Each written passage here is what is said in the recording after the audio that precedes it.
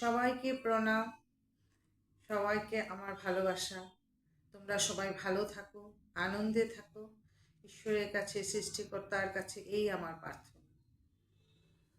আমরা ভালো থাকার জন্য, আনন্দে থাকার জন্য কত কি না করি বলো। শপিংয়ে যাই, ভালো ভালো ড্রেস কিনি, কিছুক্ষণের আনন্দ। হয়তো আস্তে আস্তে কিছু একটা হলো, মনটাকে নষ্ট হয়ে গেল। আনন্দটা কিন্তু বেশিক্ষণ থাকে না।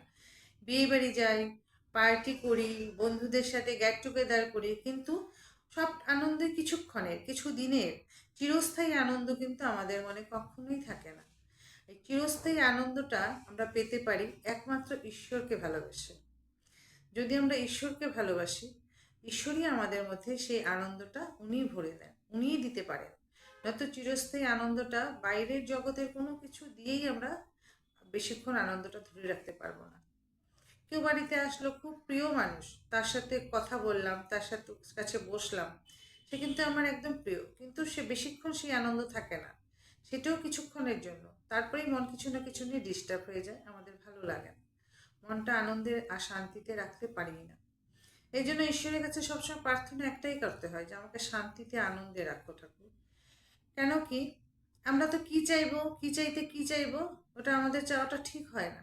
এর জন্য ঈশ্বরের কাছে সবসময় প্রার্থনা করতে হয় যে ঠাকুর, হে সৃষ্টিকর্তা, তুমি আমাকে আনন্দে রাখো, শান্তিতে রাখো।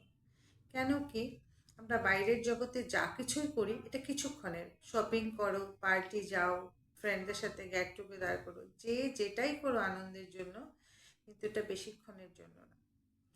আমাদের আনন্দ একমাত্র ঈশ্বর দিতে পারেন, কারণ ঈশ্বর সবার মধ্যে, ঈশ্বরই আছেন। তোমাদের ভিতরেও সেই ঈশ্বর, তোমাদের ভিতরে সেই ঈশ্বরই আছেন। উনি আমাদের ভিতরে সেই আনন্দটা উনি জাগিয়ে দিতে পারেন। ওই আনন্দ আর শান্তিটা উনি আমাদের ভিতরে জাগিয়ে দিতে পারেন। কেন কি, আমরা যখন জন্ম নিই, তখন কিন্তু আমাদের ভিতরে আনন্দ, শান্তি, হিংসা, দেশ, ঘৃণা সব থাকে। এখন আমার চয়েস করার পালা, আমি কোনটা করব। দেখবো এই জগতে কেউ হয়তো খুব হিংসা করেই ভালো আছে, কারোর সাথে কম্পিটিশন করছে, হিংসা করছে। কেউ হয়তো সবাইকে নিঃস্বার্থভাবে ভালোবেসেই সে ভালো আছে, সে আনন্দে আছে। তো যার যেমন চাওয়া, সে সেইটাই ভিতর থেকে ওইটাই সে বাইরে আনে। তো আমাদের তো শান্তি আর আনন্দ চাই, তো ওইটা আমরা পাবো কি করে? ঈশ্বরকে ভালোবাসে। ঈশ্বরকে কি করে ভালোবাসবো? নিজের মনে করে, যেন সে আমার একদম কাছে, কারণ সে তো আমাদেরই ভিতরে বসা। আমরা দেখতেই পাচ্ছি না। আমরা যে বলি না ঈশ্বর দেখবে, কারোর সাথে কোনো কিছু একটা কথায় মনোমালিন্য হলেই তখন আমরা কি বলি, ঈশ্বর সব দেখছে, দেখবি তোর ফল হবে। কেন বলি?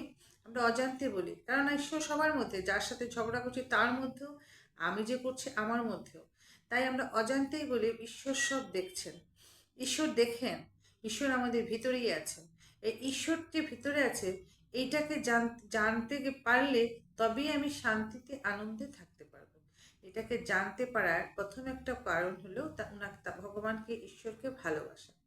একদম এমনভাবে ভালোবাসা যেন সে আমার কাছেরও কাছে, সে আমার আপনেরও আপন। এই জগতে যদি কেউ একজন আপন থাকে, সে তিনি। আর কেউ আপন বলে আমরা দাবিও করতে পারি না। নিজের সন্তানেরকেও যে বলবো নিজের সন্তান, তার বাবা এসে দাবি করবে, সেখানেও তার অধিকার। এর জন্য একমাত্র ঈশ্বরই আমার আপন, একদম কাছের। তার সাথে আমি দুঃখ শেয়ার করতে পারি, আনন্দ শেয়ার করতে পারি, সব কিছু অভিমান করতে পারি, কারণ তিনি আমার আপনেরও আপন, তিনি আমার কাছেরও কাছে। ওনাকে জানলেই, ওনাকে যখনই জানবো, তখনই আমার ভিতর থেকে আনন্দ আর শান্তি পুরপুর করে বেরোবে। যেটা কোনো কিছুর উপর বেস করে না, যে আমি শপিংয়ে গেলেই আনন্দ হবে, আর ভালো আমার মন মতন কিছু হলেই আনন্দ হবে, কোনো কিছুর বেস না। শুধুই আনন্দ, আনন্দই আনন্দ। যদি তাই না হতো, তবে একটা বটগাছের নিচে সাধু, সে 2 হাত তুলে হরে কৃষ্ণ মহামন্ত্র করতে পারে না, তার ভিতরে সে আনন্দ ভরপুর করে আছে। তো সেই জন্য সেই আনন্দের খোঁজটা আমরা কীভাবে পাবো, এটাই আমি কালকে বলবো। আজ এখানেই শেষ করলাম। সবাইকে প্রণাম, তোমরা ভালো থাকো। আমার ইষ্ট গুরু প্রণাম জানিয়ে আমি এই আজকের কথা এখানেই শেষ করলাম।